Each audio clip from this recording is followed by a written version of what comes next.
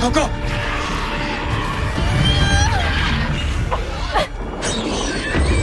Jurassic World Rebirth is the 7th Jurassic franchise film and the 4th Jurassic World film. This time, Gareth Edwards is at the helm, leading Scarlett Johansson and Mahershala Ali in a story that centers around a group of mercenaries that come to an island to save humanity and discover a sinister secret along the way. Knowing that this movie was coming out, I had immediately decided I wasn't going to hold Jurassic World Dominion against it. It was an entirely different trilogy, they botched it up at the end, but this movie was going to be something different, something new, and I was going to embrace it for what it was and judge it on its own merits. It's what I always like to do. I never like to make something new feel like it has to live up to the previous one, especially when it's trying to not distance itself, I guess, but become something new and different. And I saw this midnight release opening day. I was that excited to see it. And I walked out of the theater very happy. I find this to be a very good movie, if a little safe and very flawed. So it's got a lot of hallmarks to it that a good Jurassic sequel should have. It has the dinosaur thrills. It has a cast of characters you want to see escape this island, for the most part, but we'll get to that in a second. But something about it was just not coming together completely. As the movie went along, I kept having that feeling, just something about it just wasn't feeling right. I was liking the movie fine, but something just wasn't clicking. Then I realized what it was while watching the movie. Despite what you may think of the films themselves, the cast in Jurassic World were extremely likable from the first movie.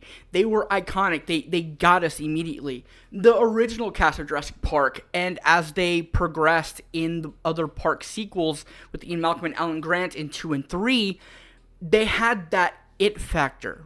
And the world cast had that as well.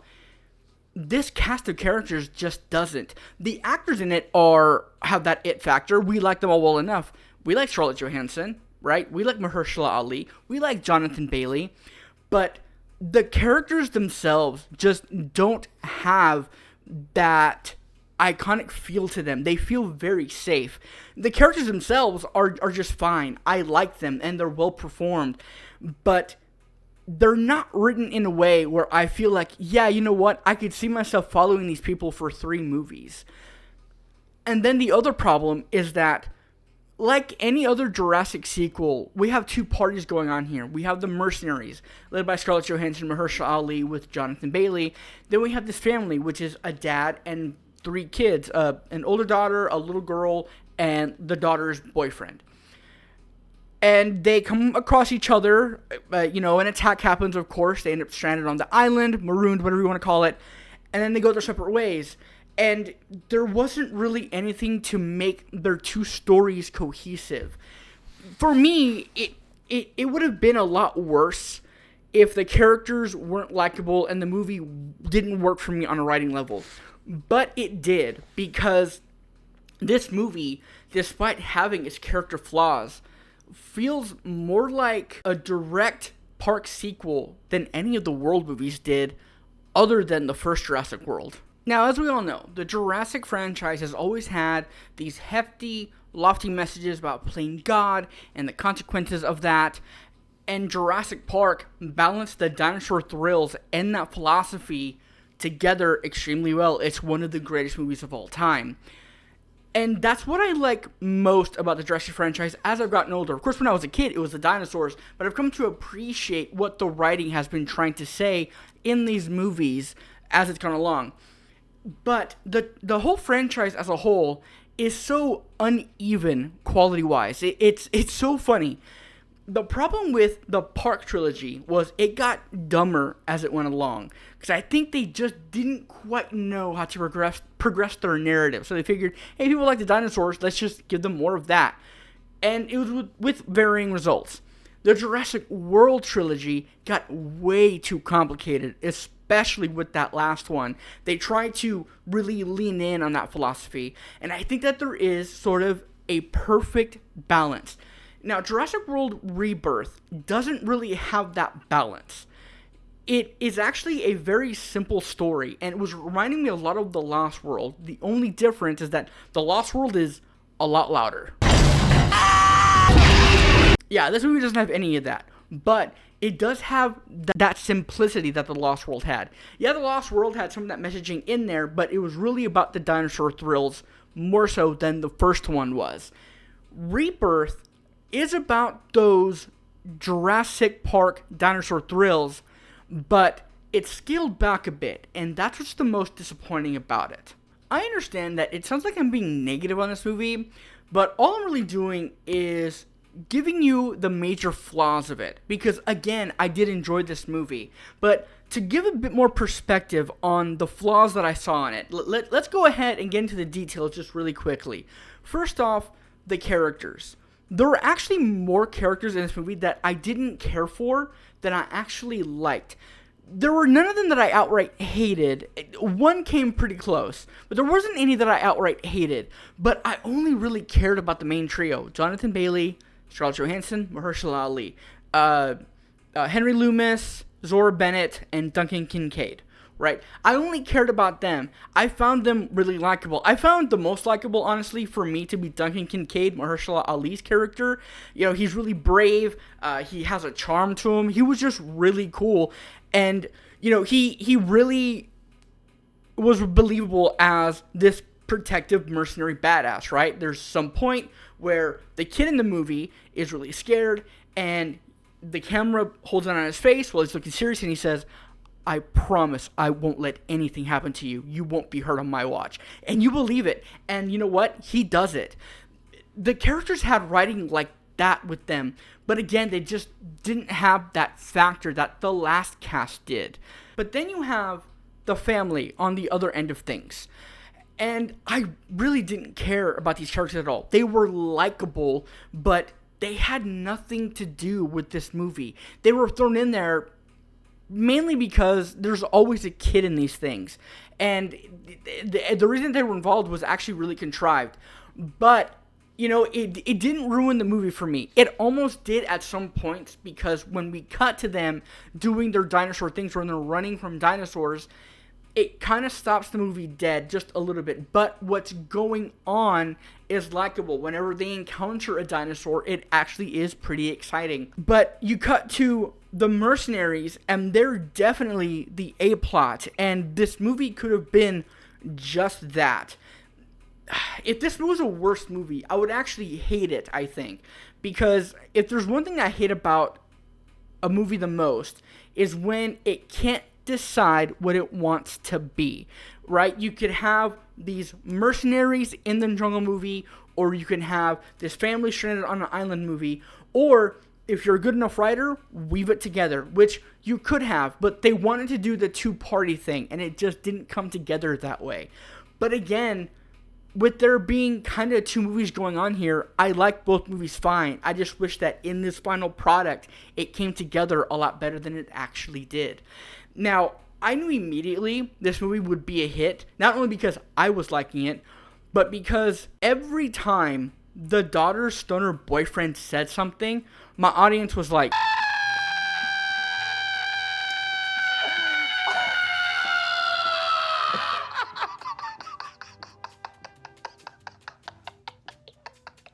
Really?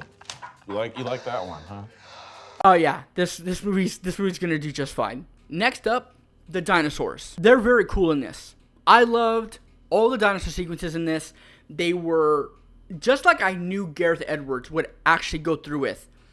He made their scale feel so massive. He makes them feel majestic and big again. And what's actually even better is that they feel and act like unpredictable animals again. They're not just movie monsters out to get the next thing they see in their line of sight. They're just unpredictable, dangerous animals, and it makes them scarier. There are actually a couple of sequences here where the dinosaurs have a bit of more of a horror leaning to them. It's not great, it's not epic, but it is there, especially with the scene with the Mutadons in the abandoned gas station. There was a bit of a horror leaning there, and I thought it was really great.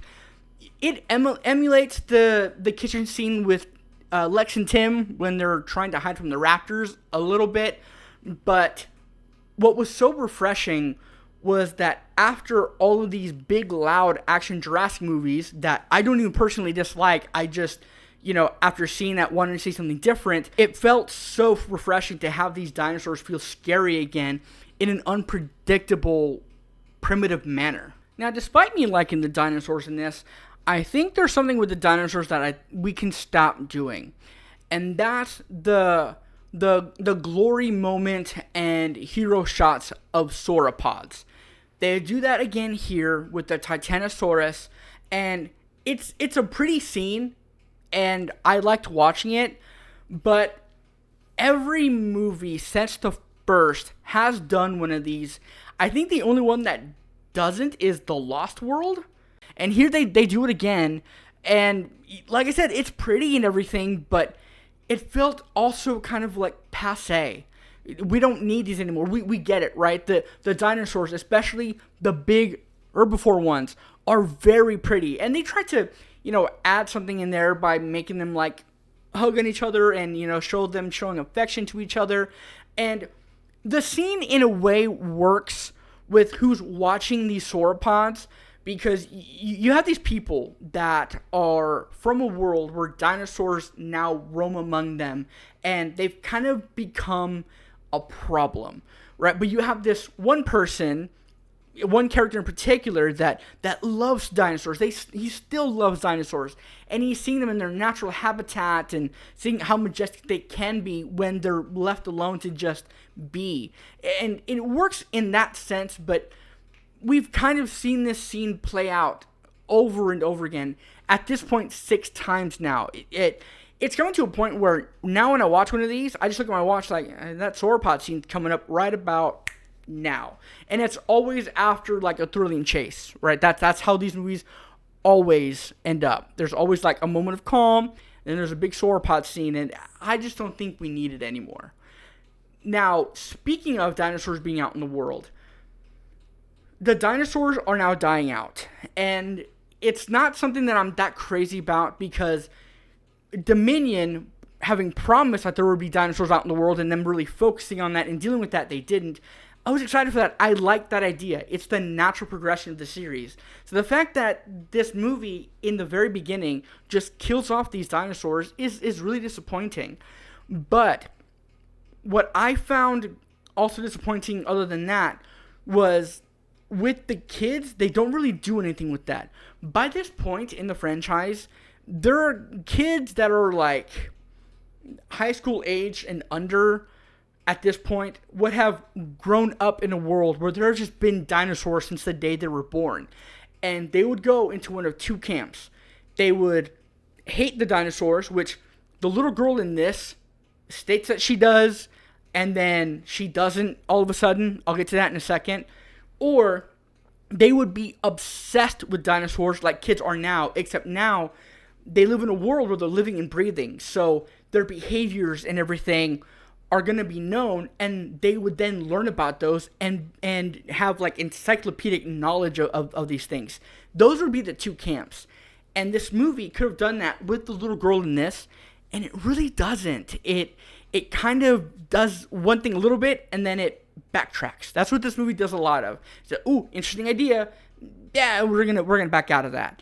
The little girl in the beginning, when the family's introduced, when the mosasaur is coming up upon them, says something to the effect of, "Oh, I hope it's not one of those things. I hate them." And like I said, that's an interesting idea. But as soon as she gets to the island and sees Dolores, the little aqualops that you see in her backpack in the trailers, she just instantly falls in love with this thing.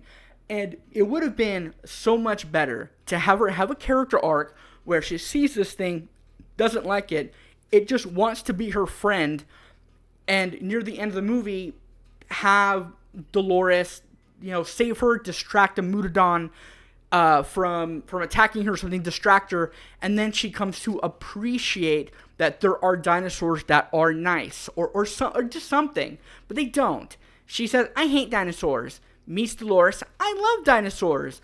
And it was just a cop-out and a really lazy way to write a little kid having a friendship with a little cute dinosaur.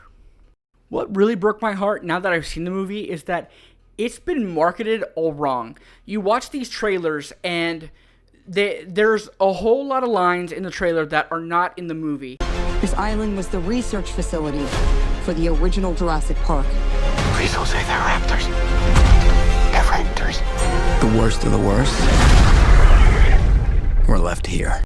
This movie was not marketed correctly at all. The ideas that the trailer brings forward are ideas that are kind of touched upon and are probably set up for future movies. No, but the trailers, the marketing makes it sound like it's the whole movie's premise, and it's really not. You got Scarlett Johansson saying something like, this island was the original research facility for the original Jurassic Park, and they kind of say that in a throwaway type of line, but they don't really explore it much.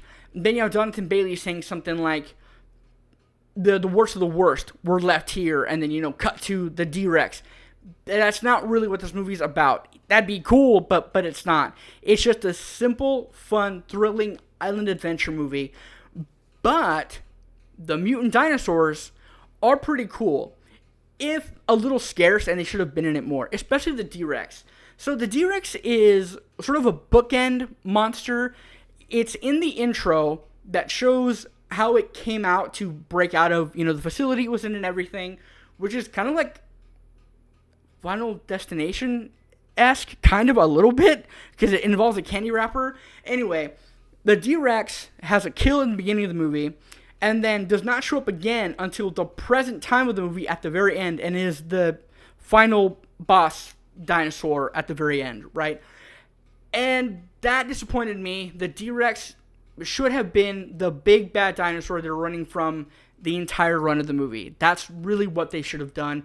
They should have just had the balls to do it, and they didn't. Unless they're going to bring the D-Rex back, but that's just it. Is everything that they've done in this movie needs to pay off in a sequel. Otherwise, this whole movie is going to be a big wet fart to everybody. But the D-Rex, when it appeared, was intimidating. It was scary. And its sequence is really cool. There is this part in the final sequence where they see this helicopter that's coming for the rescue, and you see this spotlight in this fog, and it's getting closer and closer. And oh my god, the D-Rex has the helicopter in its mouth. It was a really cool moment. But it was a cool moment that could have been built up to more had we seen more of this thing. That looks really monstrous and really cool. It's a great design. It's super scary and a great addition to this franchise, but they needed more of it. But again, this movie was just way too safe, and that's the worst thing about it. But despite all those flaws, I did like this movie.